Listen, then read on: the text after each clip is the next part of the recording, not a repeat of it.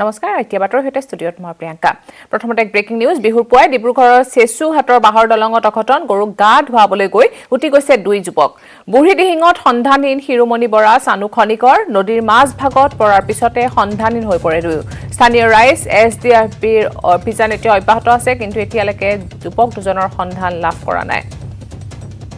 বিহুৰ পুৱাই ডিব্ৰুগড়ৰ চেচু ঘাটৰ বাহৰ দলঙত অঘটন গৰুক গা ধুৱাবলৈ গৈছিল যুৱক দুজন আৰু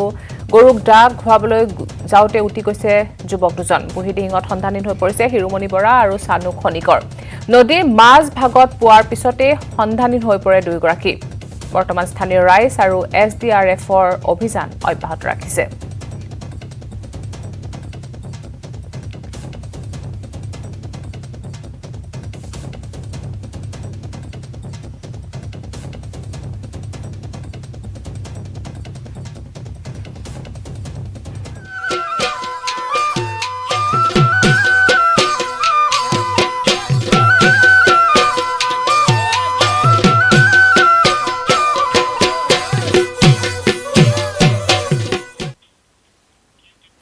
লতাশিলত আজিৰে পৰা আয়োজন কৰা হৈছে ৰঙালী বিহুৰ মুকলি বিহুৰ আয়োজন কৰা হৈছে ঐতিহাসিক লতাশিলত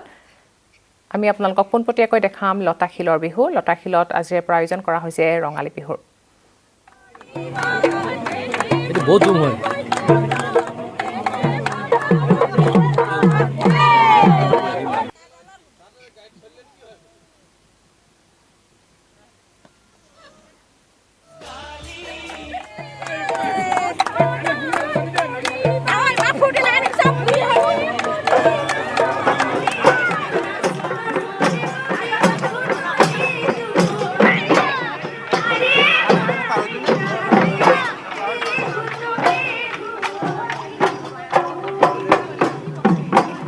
এয়া লতাশিলৰ বিহু আপোনালোকে দেখিবলৈ পাইছে সাংসদ গৌৰৱ গগৈও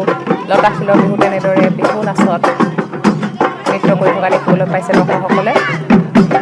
বিহুত ভাগ লৈছে সাংসদ গৌৰৱ গগৈয়ে লতাশিলৰ পোনপটীয়া সম্প্ৰচাৰ আপোনালোকে দেখিবলৈ পাইছে প্ৰতি বছৰে লতাশিলত তেনেদৰে মুকলি বিহুৰ আয়োজন কৰা হয় আৰু এইবাৰো এনেদৰে আয়োজন কৰিছে মুকলি বিহু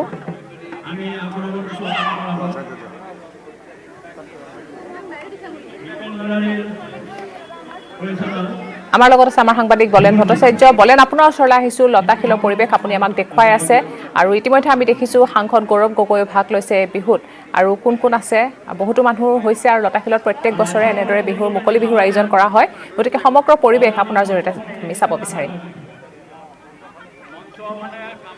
হয় অভিভূত হোৱা এক পৰিৱেশ আৰু দেখিব পোৱা গৈছে যে সাংসদ গৌৰৱ গগৈ উপস্থিতিত তেখেতে ইতিমধ্যে বিহু নাচিছে দেখিব পোৱা গৈছে যে ইতিমধ্যে ভাষ্য আগবঢ়াইছে আমি যদি তেখেতৰ পৰা সম্ভৱ এই মুহূৰ্তত জানিব বিচাৰিম তেখেতৰ পৰা কিছু ভাষ্য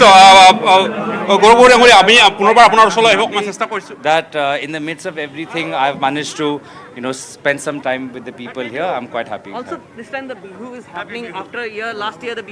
public Bihu was cancelled because of the pandemic lockdown, and this time there is also a spike, but there is an SOP. So,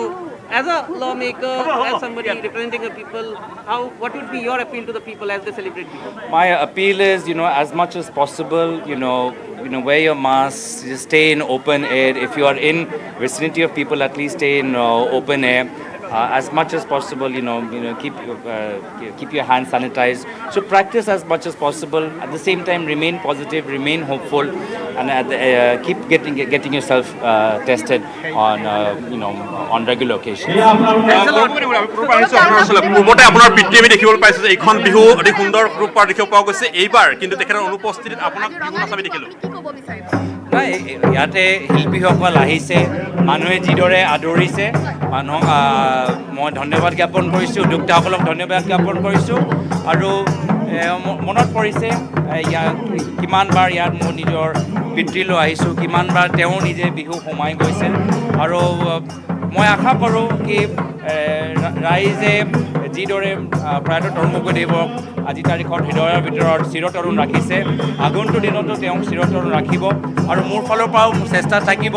কি তেওঁ যিদৰে ৰাইজৰ মাজত সোমাইছিল ৰাইজক সেৱা কৰিছিল সাধাৰণ মানুহ সহজ হিচাপে আছিল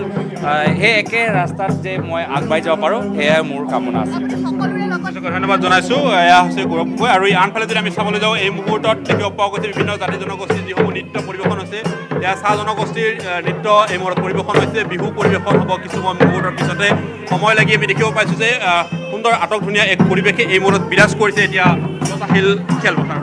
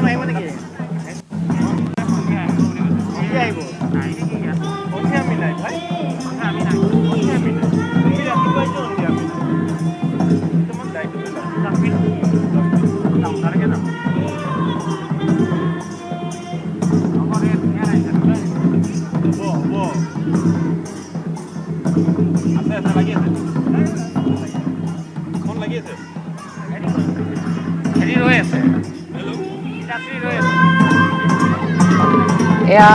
লতাশিলৰ পৰা পোনপটীয়া সম্প্ৰচাৰ দেখিছে লতাশিলত এনেদৰে প্ৰতি বছৰে আয়োজন কৰা হয় ঐতিহ্য আৰু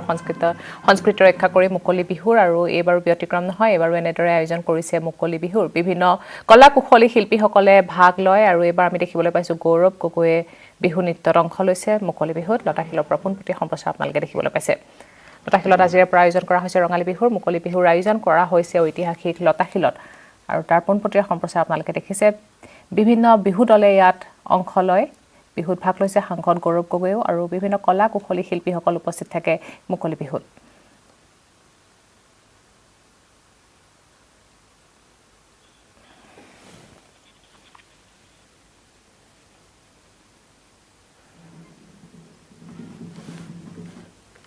এনেদৰে ঐতিহ্য সংস্কৃতি ৰক্ষা কৰি মুকলি বিহু আয়োজন কৰে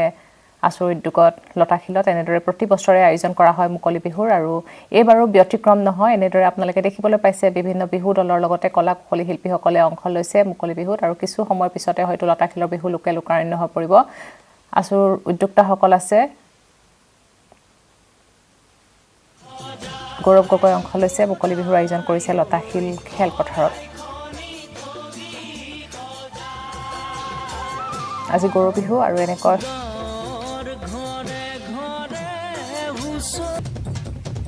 ভাৰতত কৰোনাৰ ভয়াবহ সংক্ৰমণ দেখিবলৈ পোৱা গৈছে এদিনতে 1000 ঘৰ অতিক্ৰম কৰিছে মৃতকৰ সংখ্যাই 24 ঘণ্টাত 1027 জন আক্ৰান্তৰ মৃত্যু হৈছে আৰু দেশত 1,84,372 জন লোক নতুনকৈ আক্ৰান্ত হৈছে বৰ্তমান মুঠ আক্ৰান্তৰ সংখ্যা হৈছে 13,65,704 জন মঙলবাৰে সুস্থ হৈ ঘৰলৈ উভতিছে 82,339 জন লোক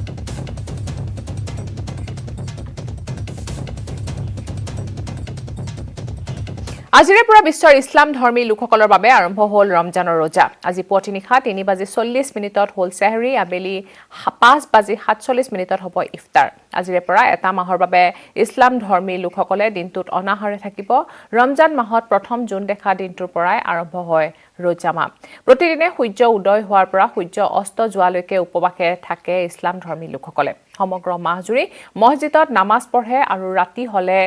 তাৰাৱী নামাজ পঢ়ে ৰমজান মাহত ইছলাম ধৰ্মৰ লোকসকলে দুখীয়াজনক দিয়ে দান দক্ষিণা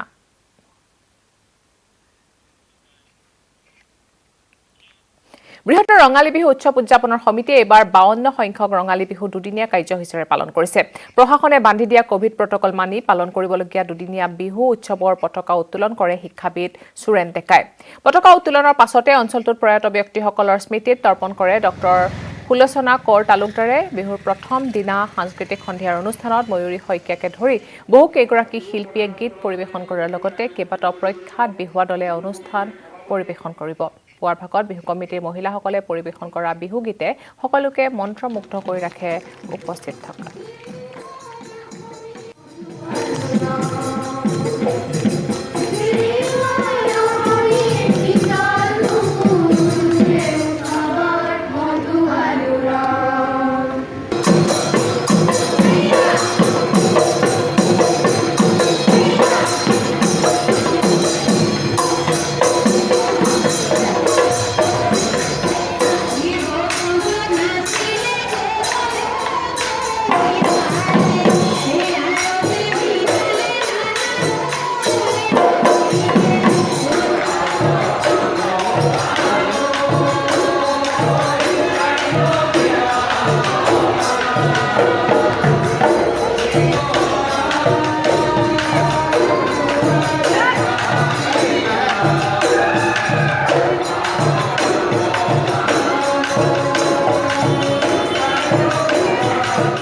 আজি গৰু বিহু সমগ্ৰ ৰাজ্যতে উদযাপন কৰা হৈছে গৰু বিহু দুধনৈ দাৰাপাৰা গাঁৱতো পালন কৰা হৈছে গৰু বিহুৰ পুৱাই গৰুক গা ধোৱাৰ পিছত যুৱক যুৱতীসকলে একলগ হৈ মুকলি পথাৰত জুৰিলে বিহু ঢোলৰ চেৱে চেৱে কঁকাল ঘূৰাই নাচিছে যুৱতীসকলে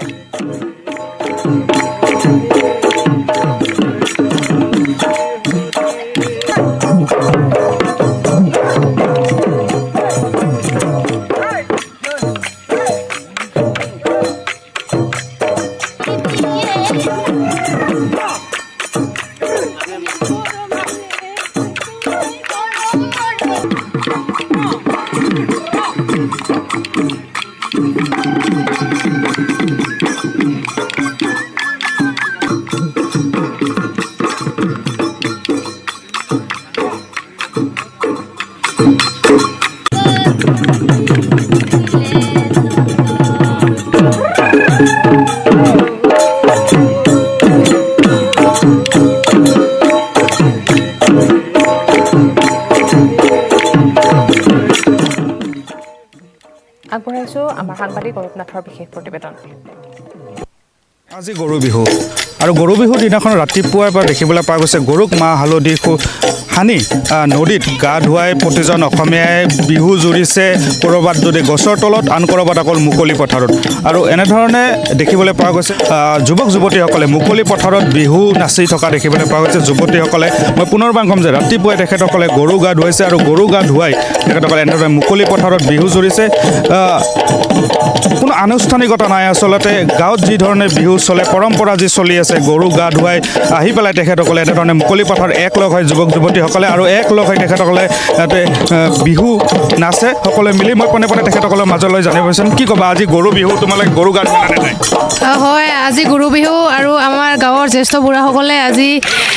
গৰু গা ধুৱাই আজি আমি এই খেলপথাৰখনত ডেকা গাভৰুৱে মানে পূৰা বিহুৰ নাচি আছোঁ আৰু বহুত ভাল লাগিছে ৰাইজলৈ গৰু বিহুৰ ওলগ জনালোঁ এয়া কৈছোঁ যে মই পুনৰবাৰ উল্লেখ কৰিম এখেতসকলে ৰাতিপুৱাই গৰু গা ধুৱাইছে আৰু গৰু গা ধুৱাই তেখেতসকলে এনেধৰণে যুৱক যুৱতীসকলে মুকলি পথাৰত একলগ হৈ এনেধৰণে বিহু নাচি থকা দেখিবলৈ পোৱা গৈছে মুখতিত সেই দৃশ্য দেখুৱাই থাকিবৰ কাৰণে মই অনুৰোধ জনাইছোঁ দেখুৱাই থাকক এপাৰ মাতে শুনি ৰুব মই নোৱাৰো চপেতৰে ভাত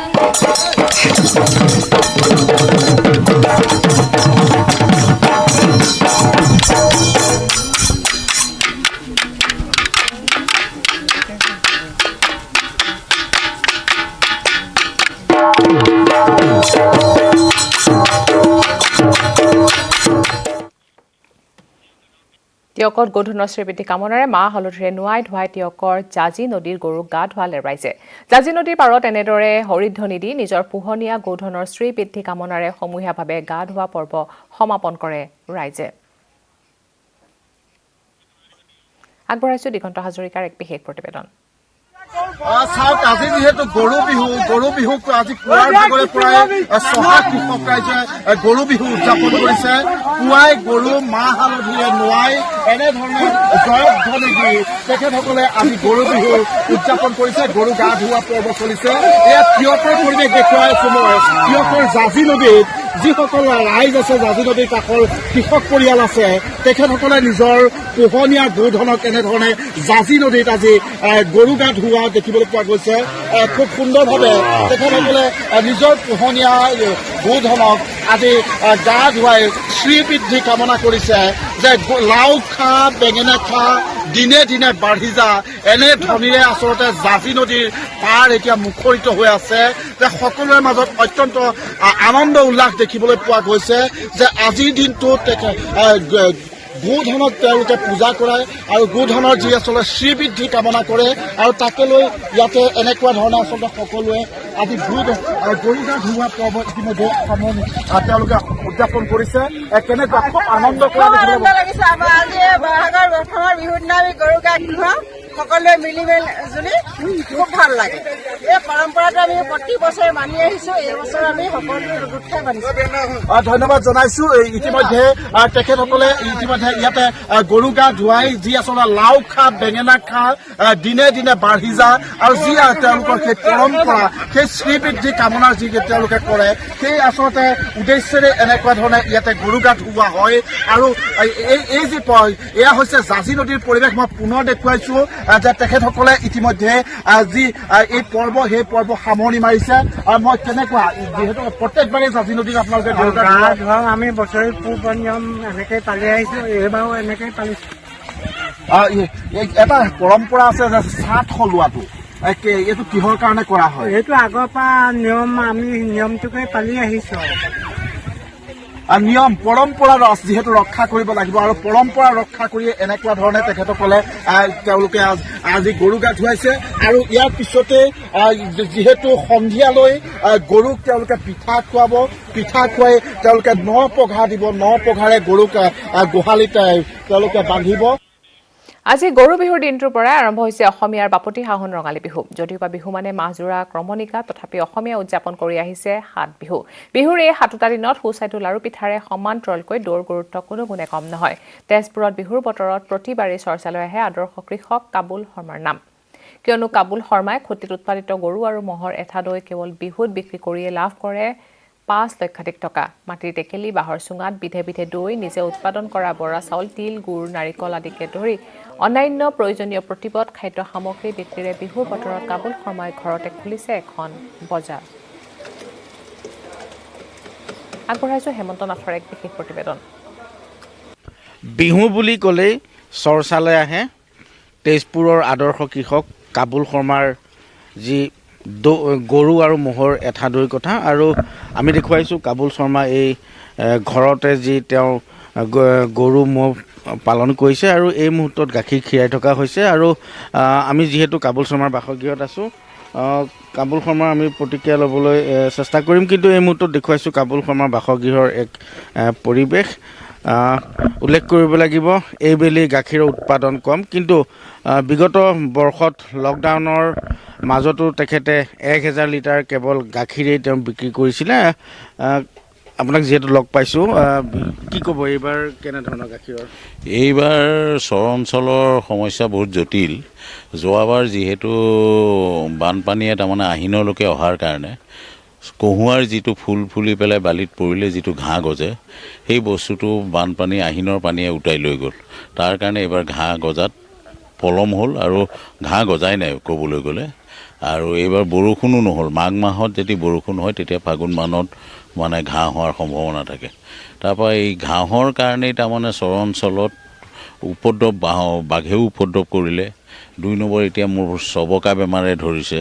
তো এনেকুৱা সমস্যাৰ কাৰণে চৰ অঞ্চলত অৱস্থা বেয়া মৰিছে মোৰ গৰু ম'হ বহুত মৰিল প্ৰায় 3-4 লাখ টকাৰ মানে গৰু ম'হ প্ৰায়